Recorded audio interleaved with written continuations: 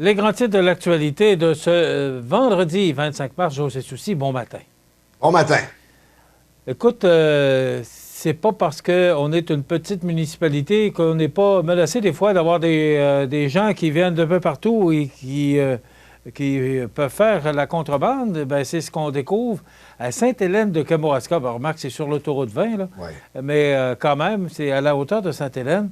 Une saisie de 250 000 cigarettes, c'est quand même important comme prise pour la Sûreté du Québec.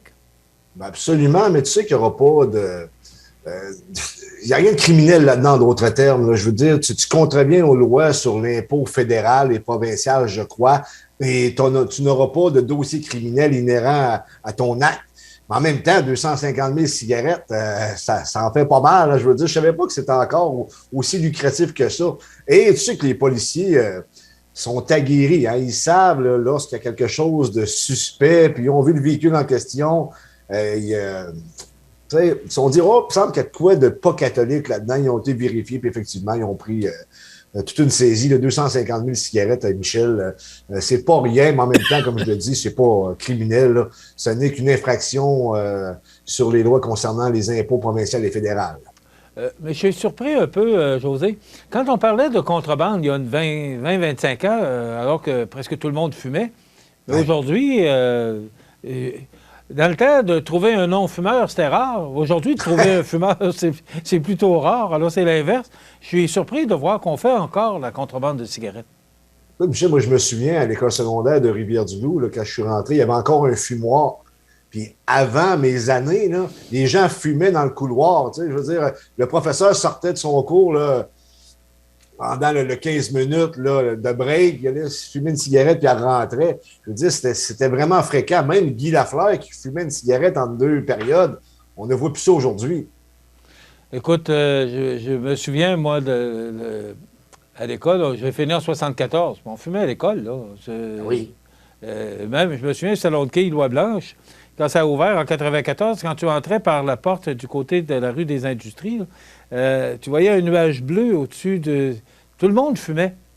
Alors qu'aujourd'hui, il n'y a plus personne qui fume. Et en tout cas, ils sont de plus en plus rares. Alors, de voir qu'encore des gens qui font de la contrebande, c'est assez spécial. Bien, il faut croire qu'ils font de l'argent s'ils le font. Il y a beaucoup de sujets dans l'actualité.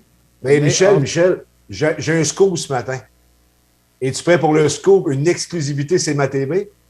Oui, bien, vas-y. Je ne l'ai pas dans les sujets proposés. Non, parce que je l'ai su récemment, très, très récemment. Il y aurait possiblement une course à l'investiture du Parti conservateur du Québec en Côte-du-Sud.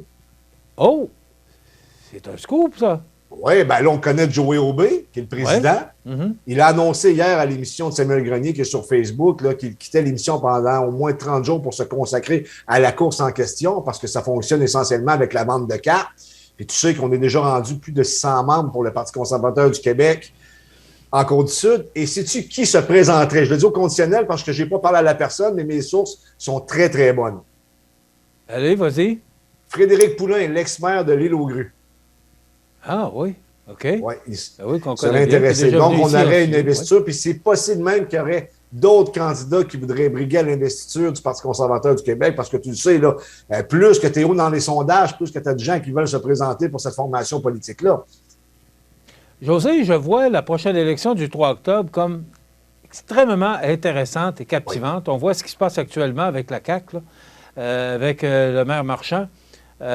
C'est pas, je pense, de bon augure pour eux, là, à quelques mois des élections. On sait qu'il y a 9 députés sur 11, si ma mémoire est bonne, là, dans la région de Québec. Et là, on essaie d'écouter tout le monde parce qu'on est à l'approche des élections. Alors, ça rend les choses plus difficiles et on sait que le Parti conservateur du Québec a quand même une bonne emprise dans la région de la capitale nationale et ses environs. Alors, ça dérange. Et là, probablement que ça pourrait, je le dis au conditionnel, ça pourrait être une cause qui fait qu'actuellement, on essaie d'écouter tout le monde et ça crée la dissension là, entre le maire de Québec et la Ville de Québec et le gouvernement. Les prochaines semaines, voire les prochains mois, vont être très intéressants au niveau politique provincial. Écoute, on n'est pas tout seul à avoir cette analyse-là, Michel. Gilles Proulx, le célèbre animateur de radio, qui a écrit un texte récemment dans le Journal de Québec. Puis lui, selon son expertise, c'est pas compliqué, ça va se jouer entre la Coalition Avenir Québec et le Parti conservateur d'Éric Duhaime. Qui l'aurait cru? Écoute, moi, je vois sur Facebook là, des gens là, qui, voilà déjà 2 mois, qui dénigraient Éric Duhaime, puis finalement, ils affichent désormais leur carte de membre du Parti conservateur du Québec. Tu as des gens qui étaient à Québec solidaire, qui sont rendus, qui votent pour Éric Duhaime ou qui voteraient pour Éric Duhaime, c'est-à-dire qu'ils sont rendus des partisans du Parti conservateur du Québec. C'est du jamais vu. Là. Ça fait 1 an qu'il est là parce que c'est ici qu'il y a eu le débat entre les 2 candidats du Parti conservateur du Québec. On nous avait demandé de diffuser ce débat-là, ce qu'on avait accepté. Moi, c'est Parti conservateur, Parti québécois, Parti libéral, à partir du moment où on nous demande de diffuser. Probablement parce que pas d'autres diffuseurs ont voulu le faire, mais nous, on a accepté de le faire.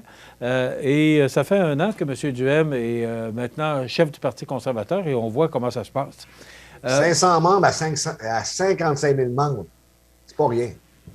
José, on parle de politique. Bernard Généreux qui dénonce l'alliance du gouvernement libéral avec les néo-démocrates. Mario Dumont aussi ce matin, et je cite Mario, qui dit « Justin Trudeau a marqué un grand coup cette semaine. Il a assuré la stabilité de son gouvernement jusqu'en 2025. Et en mettant le NPD dans sa poche, il a peut-être déjà pris une option sur sa réélection pour un autre mandat, si ça l'intéresse encore. » Est-ce qu'il veut battre le record de son père? Son père, de mémoire, il a été au pouvoir de 68 à 84. Point de vue endettement, il est en train de passer son père, là, sans avoir de doute, parce qu'on est réellement endetté au Canada. Mais c'est parce que l'idée là-dedans, là, je comprends qu'il peut y avoir des circonstances qui font en sorte que tu crées des alliances circonstancielles, justement, parce que tu risques de faire ton gouvernement. Mais là, je rappellerai à Justin Trudeau, mais possiblement qu'il le sait, mais je m'adresse à nos téléspectateurs, que le Parti conservateur du Canada est actuellement en course. Là. C'est la course à la chefferie. C'est Jean Charest, essentiellement, versus Pierre Poilievre.